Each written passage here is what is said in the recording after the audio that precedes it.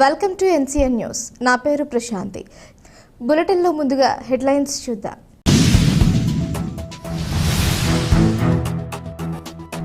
Rajamahendravaram sub jail ప్రాంగణంలో petrol బంకును ప్రారంభించిన రాష్ట్ర హోంమంత్రి వంగలపూడి అనిత. రాజమహేంద్రవరం సబ్ జైల్ ప్రాంగణంలో సోమవారం హెచ్పీసీఎల్ వారి పెట్రోల్ బంకును రాష్ట్ర హోంమంత్రి వంగలపూడి అనిత ప్రారంభించారు. ఈ సందర్భంగా మంత్రి వనిత మాట్లాడుతూ స్థానిక ఇన్నీస్పేట సమీపంలో ఉన్న సబ్ జైల్ ఆవరణలో ఏపీ ప్రిజన్ శాఖ ఆధ్వర్యంలో పెట్రోల్ బంక్ ఏర్పాటు చేయడం జరిగిందని తెలిపారు. జైళ్ల శాఖ ద్వారా పెట్రోల్ కంపెనీల ఆధ్వర్యంలో పెట్రోల్ బంకులను నిర్వహిస్తున్నట్లు తెలిపారు. అనంతరం హోంమంత్రి వినియోగదారుని వాహనానికి స్వయంగా వాహనానికి పెట్రోల్ పోయడం జరిగింది. ఈ కార్యక్రమంలో శాసనసభ్యులు Gorantla Butchaiah Chowdary, DIC of prisons M R Ravikiran, IG of prisons doctor I Srinivasarao తదితరులు పాల్గొన్నారు.